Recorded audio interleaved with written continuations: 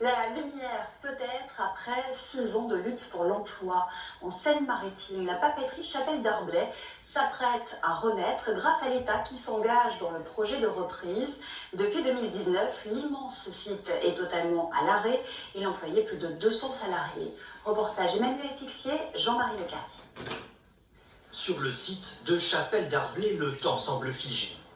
Depuis 2019, la papeterie est à l'arrêt.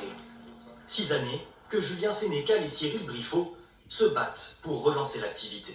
Quasiment tous les jours, oui, on vient faire notre tournée sécurité, on vérifie. Quand on dit qu'on a maintenu le site et qu'on le garde sous surveillance, ça fait partie des choses aussi, on vérifie qu'il n'y ait pas de fuite, pas de problème, pas de dégradation. Un site immense de 33 hectares où les machines semblent prêtes à repartir.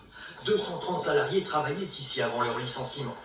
Une lueur d'espoir aujourd'hui, l'entrée de l'État au capital à hauteur de 27 millions d'euros aux côtés d'investisseurs privés. Une première étape. Ça sera du papier pour onduler, donc plus du carton, mais c'est un peu les mêmes procédés, c'est un peu on a besoin du même personnel, c'est-à-dire tous ceux qui ont travaillé sur cette belle machine, avec un peu de formation, ils pourront travailler sur cette machine. On a reçu beaucoup de messages suite à cette nouvelle et ils sont prêts à revenir et ça fait plaisir. Bientôt 100 ans d'histoire mouvementée pour cette papeterie.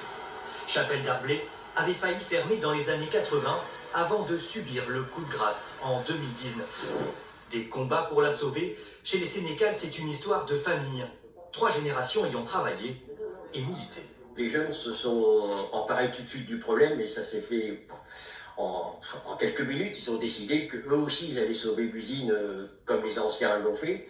Et ils ont mené un combat différent, mais exemplaire. Nous, on est très fiers de pouvoir garder la chapelle, de l'emmener vers ses 100 ans. À Grand Couronne, la perspective de voir l'usine renaître réjouit les habitants, à commencer par les anciens salariés. Je suis content. Comme s'il y aura des jeunes qui vont travailler. Et la ville va remonter un petit peu.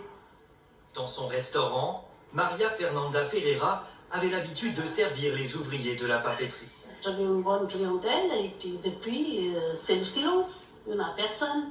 Donc on serait bien content que ça rouvre, que ça nous amène de la clientèle. Ça serait bien pour tout le monde.